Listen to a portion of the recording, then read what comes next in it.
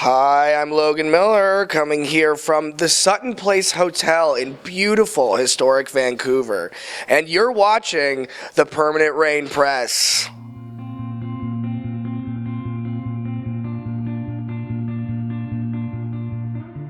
Hey everyone, it's Chloe from the Permanent Rain Press, and today I am here with Logan Miller. How are you doing today? Oh, I'm great because I love plants, and I'm holding one right now. I'm having a great time. I assume you're going to take that as decoration for your room later? Yeah, this will be the Christmas gift for my mother for the holiday season. So guys, shush, because this is a surprise. Don't know how you're going to get that past the airport, but you can try. Yeah, well, there's a workaround, I'm going to have to get it through customs and whatnot, but I think we have these plants in the States, so we should be fine. Perfect present. So I wanted to start off by talking a bit about your beginnings. You started beginning your acting career out in Dallas, where you were cast as Chip Campbell in Disney XD's I'm in the Band. Yes. So what did you take away from that experience, aside from those fun life lessons learned from your bandmates in Iron Weasel? Well, God, look, I learned so much from Iron Weasel, and that was what not to do in life, because we were a bit unruly, and we were a bit of live-action cartoons, I would have to say. So if you did most of the things that happened on I'm in the Band, you would probably die in real life. So kids, don't do anything of that nature, because we're humans, not cartoons. But I learned a lot about I'm the Band. I learned just a lot of work ethic and stuff. I mean, we were working constantly. I was 16, 17, 18 at the time when we were doing the show. And, I just had to learn to get in that work regiment and just stay persistent in working. And, I took a lot away from that. And I feel like I'm kind of a better person because of I'm the Band. So thanks, Iron Weasel. Yeah, if any of his co-stars are watching, he appreciates you and your scripted shenanigans. So, you've been working a lot lately. You recently appeared in the horror comedy A Scout's Guide to the Zombie Apocalypse. How much fun was it to film that, and were you ever a scout when you were younger? No, I was never a scout when I was younger, but I told my mom, I'm going to play one in a movie, and guess what, Mom? I was right. So, you know what? You can eat those words while you're eating this plant, because my mom loves eating plants. So, but I do have to say that Scout's Guide to the Zombie Apocalypse was an amazing, amazing experience. We got bloody, we got gory, we got crude, we got rude, and Cloris Leachman got to eat my butt, and so I think that we both took a lot of things away from that, and so what could be better than an 89-year-old woman eating your butt and getting paid for it? So I'm happy. I'm happy, and I think she's happy as well. So that must be high up on your achievements right now about being an actor just in life. Yeah, acting-wise and sexual experience-wise, those were both the greatest things that have ever happened to me. Duly noted. So you're currently in Vancouver to work on Before I Fall, of course, based off the fantastic young adult novel by Lauren Oliver. You'll be playing Kent, and fans of the book know him as the lovable childhood friend of the protagonist, Sam. What kind of qualities or characteristics are you hoping to bring to the role? So I play Kent McFuller in Before I Fall, and I'm just going to try to bring a kind of grounded sensibility to him, very open and kind, it would just, having a sense of yourself.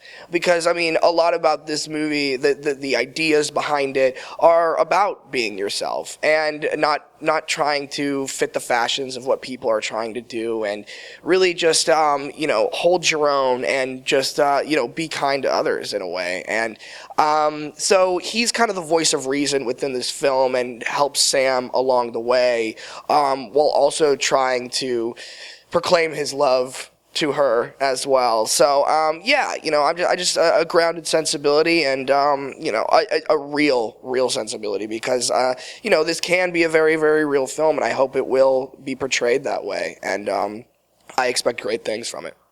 How has filming been going? Filming has been great. I go to set every day, and they make me filet mignon and lobster, and I get back massages from every actor on the set, and actually every crew member has to touch my body at least once before we start shooting. So it's been really great. I mean, it's a camaraderie, and it's a group of people that I love, and I would kiss every one of them if I could. And you're giving back massages yourself too. There's just a picture of you giving Zoe one. How's the whole cast bonding been? You guys are all very talented young individuals. Oh, thank you so much. Yeah, Zoe's great. Zoe I've known for years. She worked on a movie with my really good friend Thomas Mann back in the day, so we've known each other since then. But yeah, everyone's great, and everyone's getting along really, really well. And yeah, the chemistry dynamic is working. And yeah, I mean, I think that's what's most important in this film too, is kind of having that real sense of a group friendship between the girls. And I mean, I see it every day when they're hanging out together, and when I'm hanging out with them, that they do feel like they have been friends for a very long time. And that's where the movie will work in that sense. So, is this your first time in Vancouver? It is my first time in Vancouver, but good Lord, I love it. I'm hanging out at Tim Hortons all the time, and I'm gonna go up there to Whistler and go skiing, and just go about town and just hang out and go to a Canucks game, go to the Riverside Casino, or what's it called, Edgewater Casino. I'm gonna be wasting all of my money right there at Edgewater, so I'm gonna be eating some poutine and having a good time. So don't worry about it, eh? It's Canada. So have you done like any other of the touristy activities, like the Capilano Suspension Bridge yet, or just the casino and Tim Hortons? Yeah, I went to a Canucks game. I went to the suspension bridge. I went to like a Space Needle thing and saw like all of the beautiful sights that Vancouver has to offer. The Science Museum. I went up to Seashelt and rented a cabin up there. And yeah, I'm soaking in the beautiful rain, the beautiful air, and everything is much more fresher here. You guys have no smog, but we got so much smog in Los Angeles. My lungs hurt. Must be a nice change of pace, right? Different from LA. So you also, let's switch to talking about your YouTube videos. Your channel has a collection of hilarious videos, need I say, a little sarcastic, a little unconventional. Where do you draw your inspiration from? Me? Sarcastic? What are you talking about? No, that's not real at all. My sensibility, my comedic sensibilities come from a lot of the Adult Swim realm. Tim and Eric Andre, John Benjamin, any of those guys. I was inspired from Wonder Shows, and the first time I saw Wonder Shows, and I said, I'm gonna make comedy like this, and I'm gonna get stupid and dumb, and as long as you have a confident smile about it, people are gonna accept it, and you're gonna get away with anything. And I can get away with absolutely everything. In fact, I posted a slightly naked picture of myself on Twitter today, so you guys can check that out, for a live tweeting experience for Scout's Guide to the Zombie Apocalypse. So, yeah, as far as my YouTube channel, we kind of make some fun little series. I had a series called Jeremiah's Fort that I will continue to work on, as well as a Nobody Wants to Blank with Logan. And we have 2 series so far. We have 2 episodes with Nobody Wants to Make Out with Logan and Nobody Wants to Jam with Logan. And many more will be coming in the new year. Is it really difficult for you to kind of work on both when you're elsewhere filming and then getting all your friends to take part as well? Yeah, the YouTube thing for me is more of just like a fun thing with friends when we're bored and we have nothing to do. But yeah, I mean, I don't have a constant amount of content to come out with, and I'm constantly trying to do different kinds of content. So I do YouTube stuff as well, but I'm also trying to work in directing some short films in the next year, and ultimately, hopefully, we'll end up directing some features as well. But yeah, I mean, if the inspiration comes, then we'll make a YouTube video, whether it's from our phones or from a nice camera, or, you know, we're just making something stupid right off the cusp. Like, I'll throw it on YouTube and make it fun. Like, there's no specific piece of content. It's just whatever happens, happens, you know. Fantastic. I guess that's the mind of having a creative mind. That's part of it. So next, I have a couple of fun questions for you. Who would you rather face in a fight? 1 horse-sized duck or 100 duck-sized horses?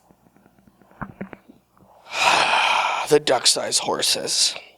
And I'll tell you why. Because they're small and little, and if I get a gullet gun, then I could just take them out one by one by one by one by one. Or I could just throw a grenade and pow, pow, pow, they're gone, you know. What if you have to hit them with your body? Well, then that's easy. I'll flail my body like this, you know, and I'll just bat around, and I have a lot of agility and a lot of force and a lot of strength, so I just hit all those things, I stomp on them and just break them down one by one. I mean, the horse-sized guy, I don't stand a chance.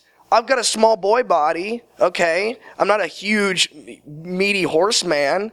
I can't take that down. You know, I wouldn't stand a chance. But as long as they're little, if they have a lot of horse-size, no, duck-size horses there, then I'll be fine. Don't worry about it. Very smart strategy. And lastly, if you could be any ice cream flavor, which would you be and why? I would be Rocky Road because, you know, life is a rocky road. And whether you're in Vancouver or Los Angeles or even halfway across the world, you're going to run into a rocky road. But as long as you have the nice tires and Michelin tires to stabilize your car, everything is going to be fine, and you're going to make it past that rocky road to a smooth pavement. And on that note, I'd like to thank you for taking the time to chat with us, Logan. Make sure you catch him in Scout's Guide to the Zombie Apocalypse. Out now, I believe it's coming out on DVD super soon, so keep an eye out for that. And could you end the interview with your best sassy face at the camera?